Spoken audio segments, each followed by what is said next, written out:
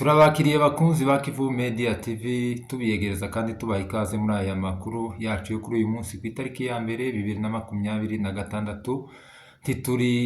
Ntabwo tukiri muri 2025, twambutse mu wundi mwaka nk'ibisanzwe. Muri kumwe na Saba Mayuru ku gitangazamakuru cyanyu. Tugiye kubagezaho amwe mu makuru arimo kuvugwa muri uyu mwaka wa 2026. Reka rero dufate uyu mwanya tubashimira kandi tubifuriza umwaka mushya muhire wa 2026 uzababera umwaka mwiza mwebwe ndetse n'imiryango yanyu ndetse n'igihugu cacu muri rusange. Tunanabashimira cyane uburyo mwabanye natwe muri urugendo kuva mu kwa gatandatu ubwo twatangiraga ikinyamakuru cyacu. Mu by'ukuri twateye intambwe ikomeye cyane, ariko tubifashijwemo namwe. Intambwe twateye twari turi kumwe namwe, ntitwigeze tubabura iruhande rwacu. Rero turabashimiye cyane. Ubu ni ubutumwa twabagenera nka Kivu Media TV kubera ko muri abantu b'indashikirwa. Mu by'ukuri dufite umutima wo gushima cyane, wo kubacira bugufi no kubasekera kubera ko mwakoze akazi gakomeye cyane. Kubona channel y'amezi angahe tugeze aho tugeze, mu by'ukuri mu bishimirwe ndetse n'Imana yo mu ijuru ishimwe. Ndabamenyesha ko ubu ngubu tumaze gukurikirwa n'abantu barenga 108,000 kuri channel imaze amezi 6. Urumva rero ntabwo ari ibintu biba byoroshye, kuko ibintu bya YouTube channel biragora cyane kandi hasabwamo ibintu byinshi, kandi rimwe na rimwe ni ibintu burimo gukora watekereje wenda se cyangwa ukunda uburimo guha abantu utazi ko bazabikunda, kandi bose ntibaba babikunda. Haba harimo ibintu byinshi byagiye bitunaniza bitugora. Ubutumwa bw'abantu waretse ibingibi wagiyemo inzandiko z'akagara n'intumwa z'akagara zose n'ibiki, baduca intege batubuza gukora ibingibi, ariko kubera ko twumvaga ko tugomba kubikora kandi cyari mu gihe cya nyacyo cyo kubikora, kugira ngo turwane urugamba rw'impinduramatwara turimo. Niyo mpamvu twahisemo kubikora, tureka ibindi byose, kandi byose twabitewe n'imbaraga mwaduteraga.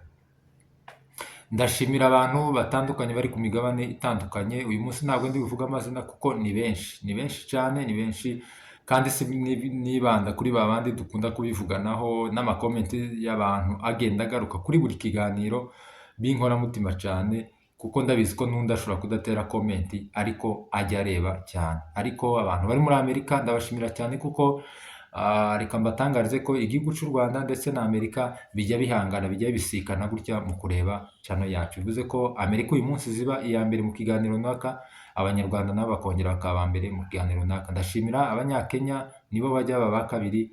Ndashimira Abagande ndetse n'abari muri Congo ndetse na Canada, Australia ndetse no ku mugabane w'Uburayi, cyane cyane igihugu cya Norvège nacyo kiri mu bihugu biza imbere mu kudukurikirana.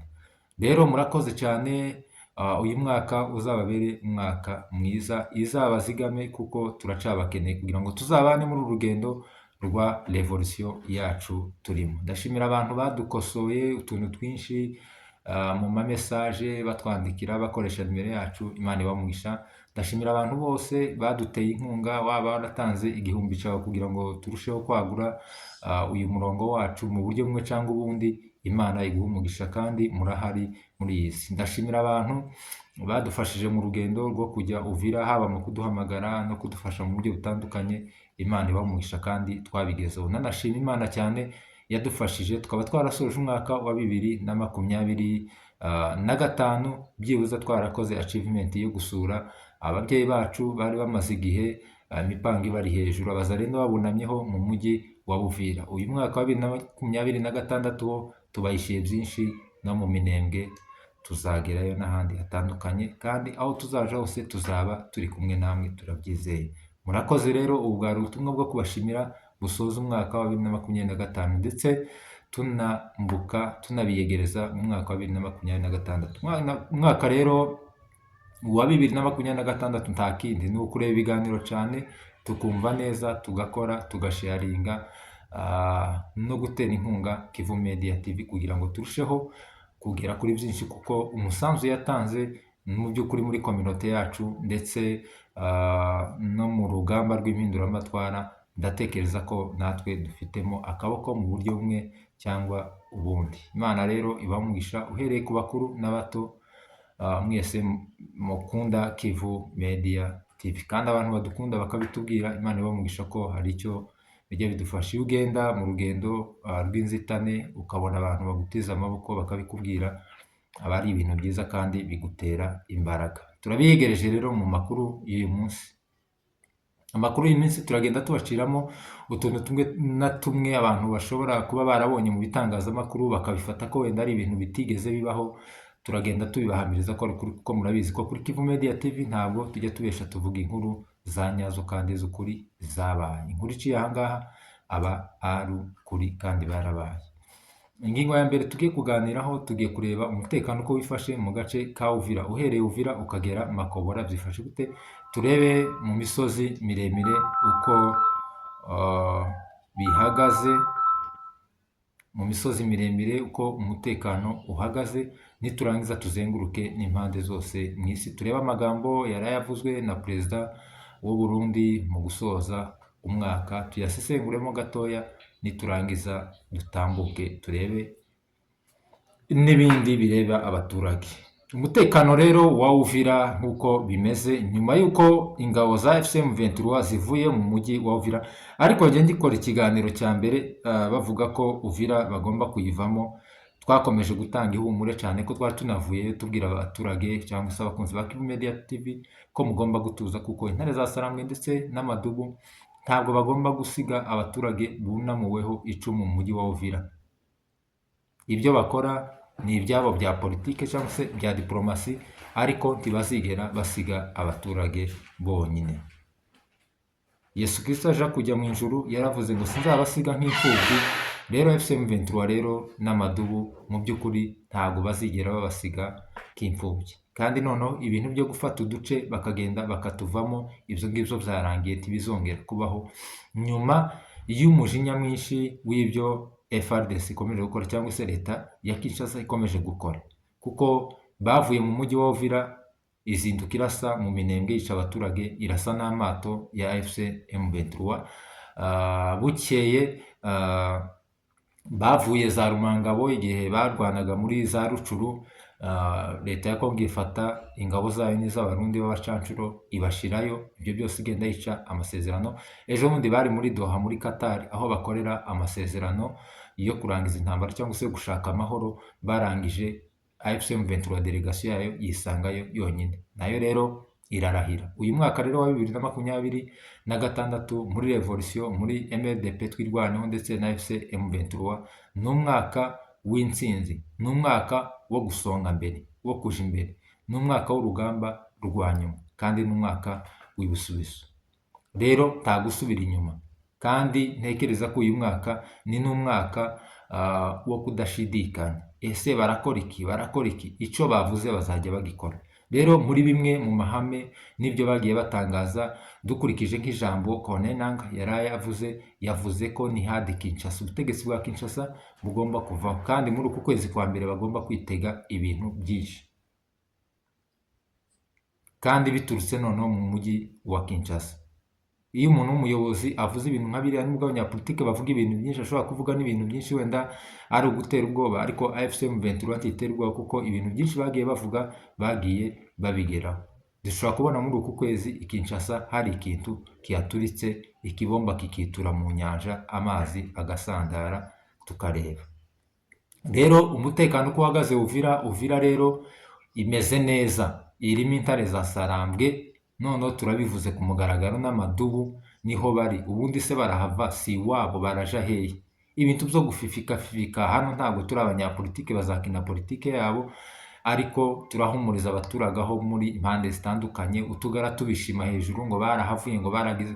Mugende mubishime hejuru kuko barahari, nta nubwo bari Uvira gusa, ni ukuva za Rucuru, za Bunagana na za hehe ukagenda ukagera aho bita Makobora ya kabiri, iya mbere n'iya kabiri, ubu nyine niho zifungiye. Kuva Uvira ukagera i Makobora ni urujya n'uruza. Kuva mu Minembwe centre ukagenda ugafunga neza Uvira, hariho amadubu, inzira ni nyabagenda, abaturage baragenda. Rero ibintu byo kuvuga ngo intare za Sarambwe ngo zirava muri Uvira ziragira gute, utugara twarasaze n'abandi bantu.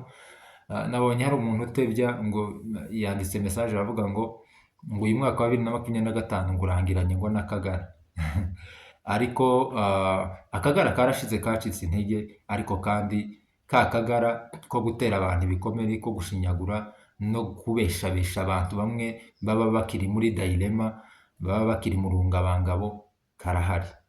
Rero natwe tuzaza dukomeza tugakubite tukavune amagufwa dukubitiye mu ngingo. Rero kuva Uvira rwose ukagera Makobora, urugamba rwabaye muri iki cyumweru mu mpera z'umwaka wa 2025, FCM 23 yageze aho bita Makobora ya mbere na Makobora ya kabiri. Mu minsi yashize mwari mwabonye ko FCM 23 yari yikuye mu mujyi wa Makobora isubira inyuma, biza guteza abantu urujijo, ariko ziriya ni strategy za gisirikare, sibwo bwa mbere yabikora.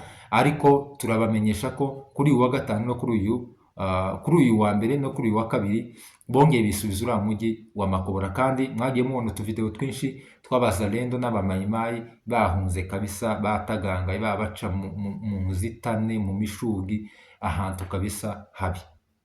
Rero turifuriza intare za Sarambwe umwaka mushya muhire ndetse n'amadubu.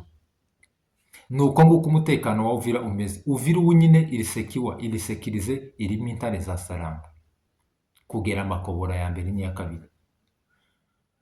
Tuje mu misozi miremire. Mu misozi miremire rero umutekano umeze neza. Abaturage ko baravoma inembwe bakika Uvira, abaturage babonye umunyu, babonye isabune, babonye ibiryo, barimo kubona imyenda, barimo kubona inkweto zivuye za Uvira. Abakomeretsa batangiye kugenda. Ngira ngo ejo niba ari kuwa gatatu kuwa kabiri hari isoko yo mu Mitamba yaremye, kandi yari irimo abantu benshi. Ubwo rero kuko Fande Rugabo Fidel yagiye abivuga, bari muri tuwa yo kugenda basura abaturage, bagenda basubizaho ibintu bimwe na bimwe byasenywe n'ingabo z'Abarundi na Munigatama na FRDC. Ikintu ca mbere barimo kubaka hariya ku Ndondo, barangajwe imbere na Kone Ndori, kuko niwe Gisri wa Twirwaneho ushinzwe intambara, ariko yagiye areba amaka ya gisirikari, anareba n'abaturage basura. Rero ikintu cya mbere bashizeho ni ikintu c'amasoko. Bagaruye amasoko rero abakomeretsa ko barakura ibintu za Uvira na za Bukavu bakabizamura bakabijyana mu Minembwe.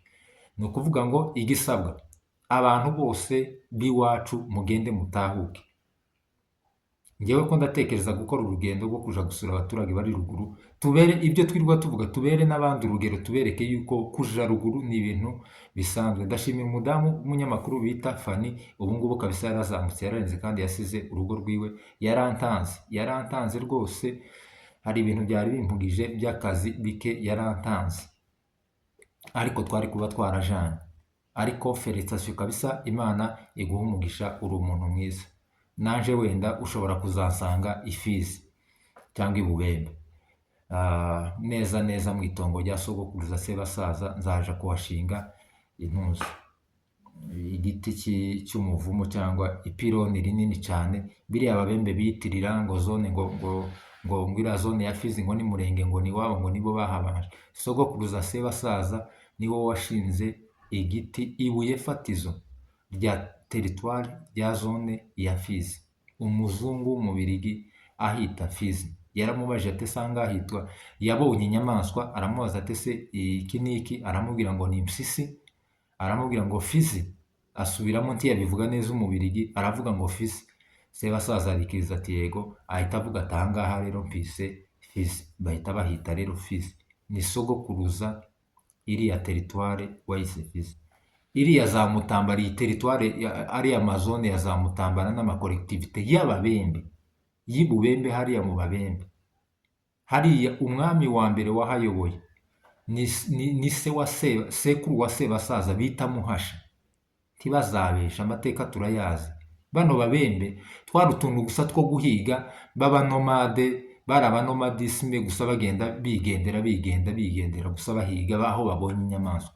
Ariko igihugu neza gitugwa neza n'inka, baragira bagatura bakubaka, ni Abanyamurenge.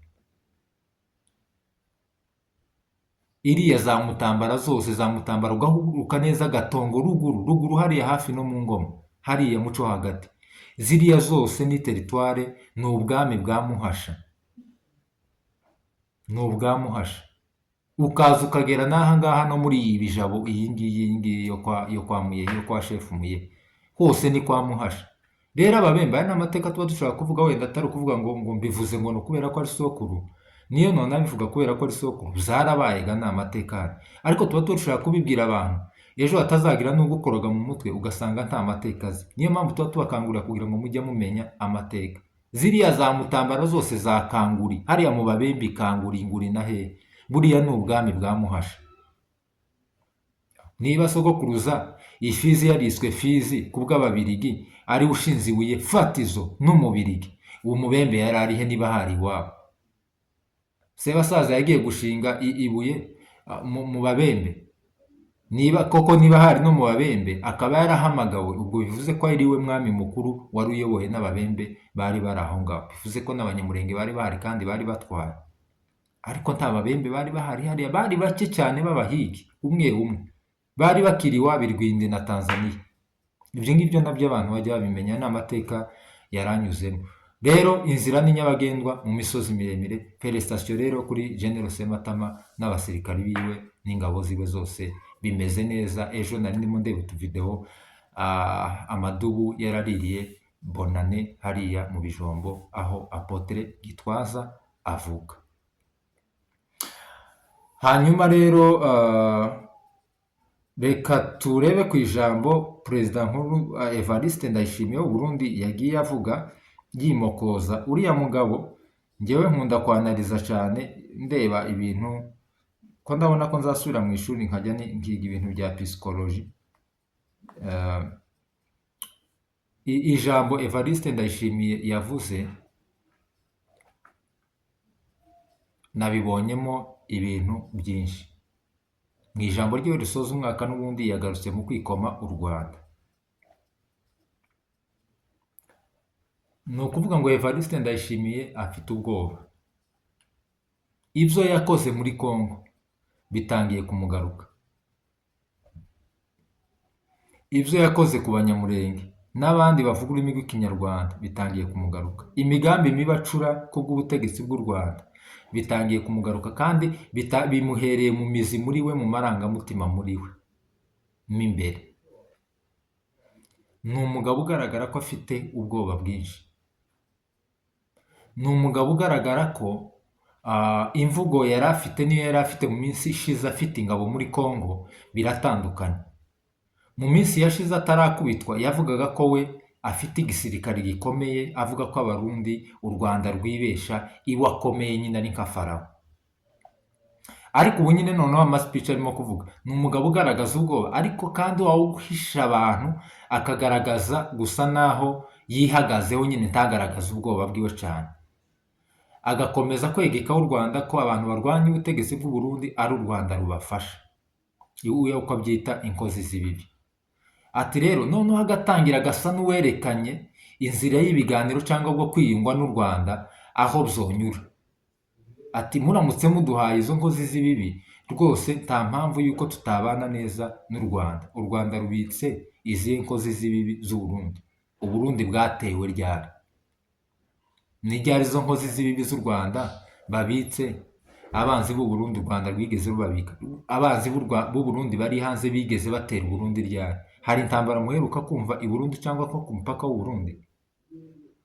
Ahubwo u Rwanda nibwo rwagiye rugira ibitero byinshi bifashijwemo na leta ya Congo ndetse n'Abarundi. Ari interahamwe zose zaturukaga hano kuri Goma zitera, turabizi neza ko hari harimo akaboko k'u Burundi 100%, kuko si rimwe si kabiri perezida w'u Burundi ku mugaragaro na rwihishwa akoranye inama n'abayobozi ba FDLR na leta ya Congo gutyo. Ndabibutsa amwe mu magambo perezida w'u Burundi yagiye avuga mu gihe yari afite ingabo za Congo, mu gihe yari azi yuko afite igisirikare gikomeye kitarakubitwa. Nayo ari kuvuga ubu ngubu biratandukanye. Yagiye yikoma mu nkokora avuga ati mfite igisirikare gikomeye. Ati cyababwira ngo u Rwanda ngo rufite igisirikare, ati tuzi icyo mfite sha. Ibyo ni rimwe. Irya kabiri, yibutsa ngo perezida w'u Rwanda ngo intambara ngo yigeze kuba ngo muri bari mu Cibitoke ca Rugombo igihe c'abami ba kera, ngo byabereye ngo niba ari ngo mu Cibitoke ca Rugombo, ashaka kuvuga ko abarundi bigeze gutsinda abanyarwanda. Niko kuvuga ati amateka n'ubundi azisubira, u Rwanda ntirwotsinda Uburundi. Ariko bazavuga ngo harananiza inyamahembe sikanswe inkungu. Arangije mwibuke inama yagiyemo i Kinshasa kubonana na Kisekedi, aganira n'abanyeshuri bo muri kaminuza n'urubyiruko rutandukanye, avuga ko ari d'accord cyangwa se ari ready kugira ngo afashe umuntu wese ushaka gukuraho ubutegetsi bw'u Rwanda, urwanya ubutegetsi bw'u Rwanda. Ubwo ni biriya bigarasha n'iriya mitwe yose ya ba Rusesabagina n'interahamwe zishaka ngo gukuraho ubutegetsi bw'u Rwanda. Can you imagine umuntu mupakanye imipaka akavuga iryo jambo, kandi yikoma mu nkokora ko ari umugabo w'inkorokoro muri aka karere no muri Afurika. Ubwo ngubwo niba yari afite nk'abasirikari wenda 1000 bavuye muri kwiga parade hariya mu Burusiya, akaba yibwira ko afite ingabo ko bana yaje we. Ariko arangije iryo jambo naryo yari rivuze. Can you imagine kuvuga nta na diplomasi noneho bagira, ntayo bagira, tibagira n'imizimizo, tibagira n'imigani y'imigenurano. Iwe arerura kumugaragara ngo ni nka Kisekedi nawe ngo mfite imbunda rwose, ndafite ubushobozi bwo kurasa ndigoma nkarasa Kigali. Buriya nk'umuntu muzima yahise abyumva neza ko igoma bagiye kuhashinga ibitwaro byanga byakunda bigomba kuba byorasa koko i Kigali cyangwa mu Rwanda, ugahita wumva n'imigambi baba bacura ku Rwanda. Ibo nta diplomasi bagira, ntayo. None ugereranye n'amagambo ubu nyine ari kuvuga nyuma y'aho ingabo ziwe zikubiswe na M23 na twigwaneho nabi cyane, banabishe benshi. Ibazaba leta na generale bapfa, ama brigadier general, banabasebya hariya mu mujyi wa Uvira. Umujyi wa Uvira ni ukuvuga ngo Bujumbura, babwiza ukuri, Bujumbura yari iryamye ku ifatwa rya Uvira na Plaine de la Ruzizi kurusha uko bafite imbaraga zo gucunga umujyi wa Bujumbura. Kandi reka mbabwize ukuri kw'Imana, turi ahangaha. Iyi Tanzania, iyi ngiyi ubu Burundi budafashijwe n'igihugu na kimwe, na M23 iyi ngiyi natwigwana uko imeze, ntabwo ukwezi koshira Ubujumbura bwose babufasha. Nta bintu by'ibiganiro ngo nimuhagarara imiryango mpuzamahanga niki, ni advance yakore tactique za gisirikari n'ubutasi bwa gisirikari. Ukwezi koshira iyi FM23 yafashe Uburundi. Muri ibi bihugu byose, ntabwo mvuga u Rwanda rwonyine, muri ibi bihugu byose bya East Africa, kore analyse yanyu ukuyemo Congo na Sudan, Kenya, u Rwanda, Uganda na Tanzania, mu cyumweru kimwe iminsi 7 ibyo bihugu byose ibisirikare byabo bafite ubushobozi bwo kuba bafashe umujyi wa Bujumbura. Ubwo fata aho bahereye, umujyi kapitali birafashwe, apana igihugu cyose, buri gihugu aho kivuye no ku mupaka wa Bujumbura, na buri gihugu n'umupaka wa Bujumbura, na Kenya ukayegereza nubwo bidapakanye na Tanzania.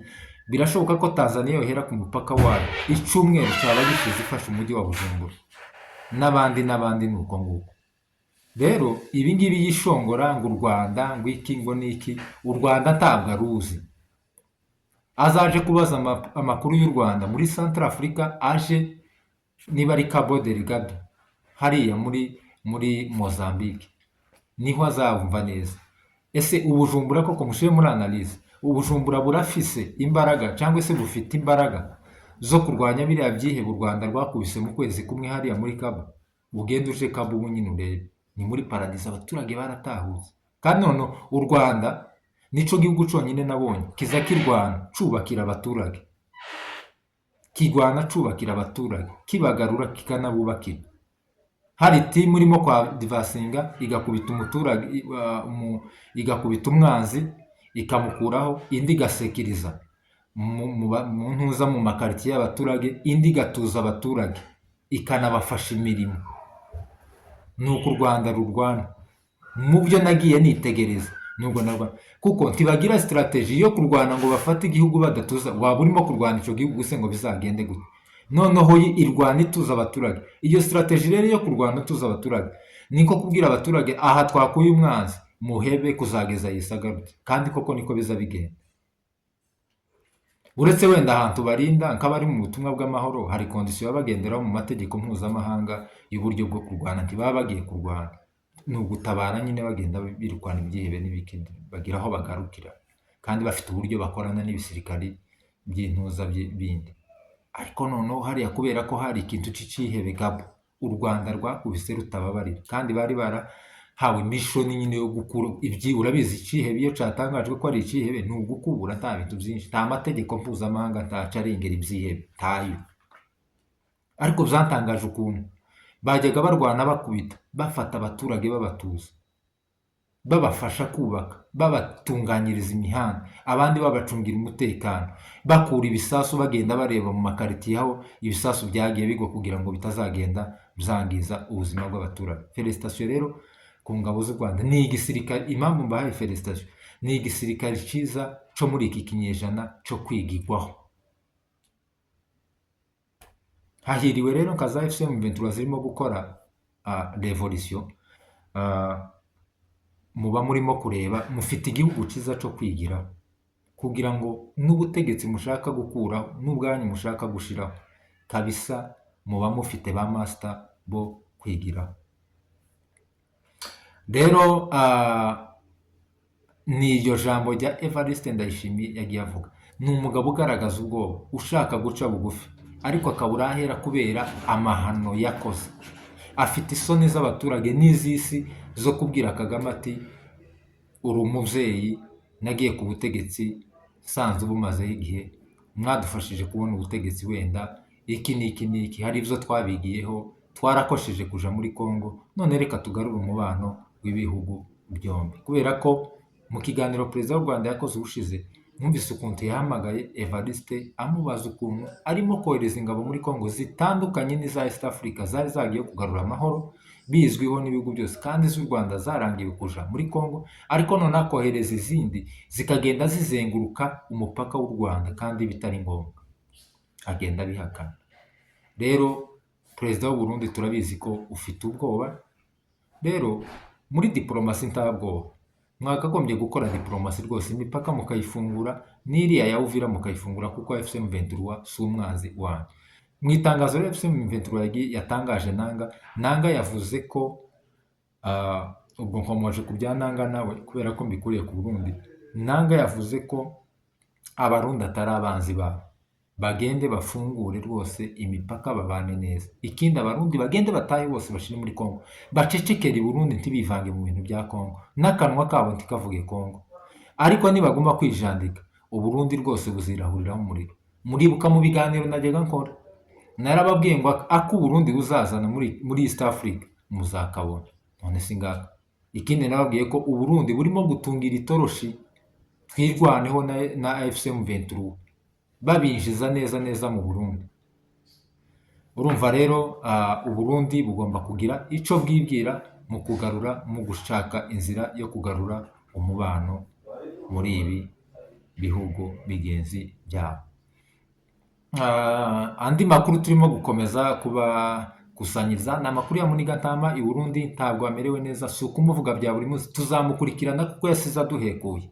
Mwibuke ko Munigatama yasize yishe abana ruguru. Munigatama yacunagurije ababyeyi bacu bapfuye, yacunagurije abapfu n'abaki bose.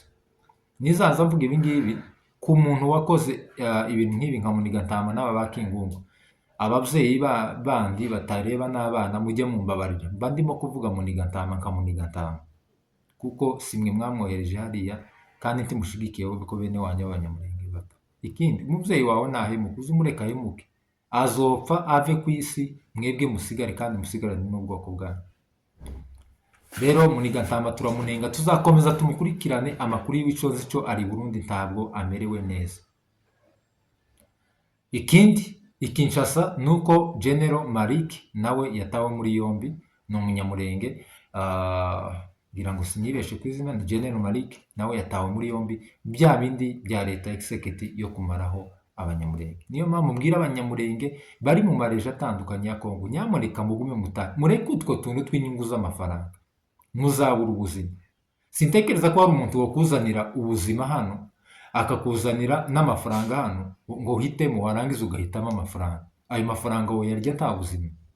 Wohitamo urupfu paraporo, wohitamo urupfu paraporo y'amafaranga? Wohitamo amafaranga paraporo y'ubuzima? Sorry, bakuzaniye ubuzima hano bakakuzanira amafaranga hano, amafaranga aherekejwe n'urupfu, uko wohitamo amafaranga aherekejwe n'urupfu? Amakuru ufite nuko abantu barirubumbaje, bamerewe nabi cyane, batangiye kubakorera rasisme na torutire kubera ko ari abanyamurenge. Ayo makuru muyatohoze kuko mfite y'abantu tuziranye. Ikindi ndi bubabwire nuko General Marike nyine yafashwe i Kinshasa, nawe ni wa mugambi wo kurimburaho abasirikari bari kuri top b'abanyamurenge bari muri leta n'abandi batoya na bado. Ariko abantu bari mu marije ya Kongo turabatabarije, mugende muveyo mutahe, muveyo mutahe rwose, nta nyungu ziri aho ngaho. Kongo nimara kuba libere, ko kiraba libere, muzagenda musubire mu byo mukora byanyu. Hanyuma ikindi twabagezaho, twabakangurira, ni ikiganiro nakurikiranye cya Kingungwa naco, Kingungwa muri Amerika, muri Arizona. Ese abantu baba muri Arizona muza muhura na Kingungwa mukamubwira gute? Yari ashinyaguriye ababyeyi. Nza mbitekereza nkabibura. Twoza duhura na Kingungwa buri munsi mu muhanda tukarwana. Jewe niko nza mbitekereza. Buri uko duhuye na Kingungwa muri Arizona mu muhanda twoza tugwana cyangwa tukagongana, kubera ko nza mbona ntomuhereza. Nuko nyine ahantu dutuye utugara twaho tuza tugerageza kwihisha, tukihisha, ntabwo wapfa kukamenya. Ariko menye tuza twihisha, ntawe wapfa kutumenya. Turihisha cyane utugara tw'ahantu dutuye, ntawe wapfa kutumenya. Ariko turamutse tugiye tugaragara, jewe buri munsi noza ngacurira, kubera ko nabo baradukomerekeje cyane. Ibaza abantu basetse bagaseka no ku rupfu rwa makanika. Ariko havutse ba makanika menshi, kandi amaraso yiwe arimo kuduha igihugu, kandi ko turasarura. Kandi yaravuze ngo iyi ntambara turi ku mugongo, ni twebwe tubanjijwe kugira ngo itwimure, itwirukanse kandi turize, ariko abanzi bacu izabaheruka. None dore yavuze ati tuzirwana muri iki gihugu kandi tuzakivamo, atari ko umwanzi wacu azagihunga. None dore turimo kubarasa mu mugongo. Nabwiye leta y'u Burundi, ayibwira ngo nta mwana w'umunyamurenge muzarasira ku Rusizi mu mugongo abahunga, ariko tuzabarasa mu migongo mu Gatumba no ku Rusizi, tubirukankana no muri Tanganyika. None dore ngibi ivyabaye. Rero nuko nguko bimeze. Utugara rero Kingungwa nabonye ikiganiro yakoze, none aha avuga ngo afite amasezerano ngo yo kuzaba perezida. Reka nkubwire Kingungwa, tuzigera uyobora umunyamurenge, tuzayobora umukongomani. Waribeshe niba ari n'amasezerano ngo kandi ngo wajye gubivuga ngo uri mutoya ngo n'abantu ngo bagiye babikubwira. Reka nkubwire, tuzoyobora umunyamurenge n'umupfurero n'umubembe n'ubundi bwoko bwa Kongo. Cokoze ikintu cyo kimwe ushobora kuzayobora kandi ufitiye ubushobozi, kandi uzabiyobora bikumvire. Nukora famu y'ingurube rwose, ingurube uzozitegeka zizokwemera, kandi uzaziyobora pe, uzaziyobora. Aho ngaho bizakunda. Ariko kuzageza isi irangiye, Yesu Kristo gutya akavuza impanda ngo du, Imana ikagaruka ikatujana mu ijuru, ntabwo uzoyobora umunyamurenge we Kingungwa. Ibi ngibi bagende bakohereza iyi video bayiguha. Ikintu cyonyine ushobora kuzubaka ukakiyobora, ukacubaka nk'igihugu, ugashiramo abaturage akaba ari buyobora. Uzubaka ifamu y'ingurube, ubwo ico ni igihugu, ushiremo izo ngurube, nibo baturage bawe uzayobora, nurangiza utegeke bakumvira, kuko ntabwo ufite kapasite yo kuyobora igihugu wowe Kingungwa. Ugambanira bene wanyu, uja kwihakirizwa mu Burundi, kuraja kwegeka inda i Burundi iruhande rwambaye haga umu extremiste urimbuza abanyamurenge. Warangiza ukadarika iyo nyinya yawe, bene wanyu barimo gupfa. ni ayahe magambo y'ubwenge ufite ku buryo wowe uyobora? Cokoze reka nkubwire, Imana nayo izihamagara ukwayo. Hari n'abandi nabo nza mbona nyine bagiye bayoboye muri ibyo bihugu nyine bindi. Ni ukuri kw'Imana muri kuri level imwe. Rero umunyamurenge we tuzigera umuyobora, n'umukongomani tuzomuyobora, kuko igihugu kigiye kuja mu maboko mazima ariyo yacu FC M23 na twigwaneho. Kandi utwo dutega ugenda dutega abanyamurenge ni iki? Igihe kizagera muzabona urugamba rwatangiye uvuga ngo igihe kizagera. Kiseketi neza neza tuzomurimbura neza uvuga ngo igihe kizagera. Ntabwo wari uzi yuko Masunzu azava ahari, yari kikigwamano cyane kandi mwaramusenze. Rero Imana iyo ibonye Dagoni abantu batangiye kuyiramya, iziyirimbura nyine, za Dagoni yagiye izirimbura zikavaho. Rero turabashimiye cyane, dusoza n'amakuru yacu, turabakunda. N'ayo makuru ari hirya no hino, icyari kigenderewe kwari ukubagezaho update zitandukanye no kubahamiriza amakuru mwagiye musoma kwari ukuri. Ikindi turaha pole ikinyamakuru cha Umoja Wetu TV cyafushije umwana w'umusore wagikoreraga mu misozi miremire, umwana wo mu Rwanashaka w'umugorora. Pole cyane, njyewe muzi akiri mutoya, papa wiwe yaranyigishije muri Congo, yambereye prefe.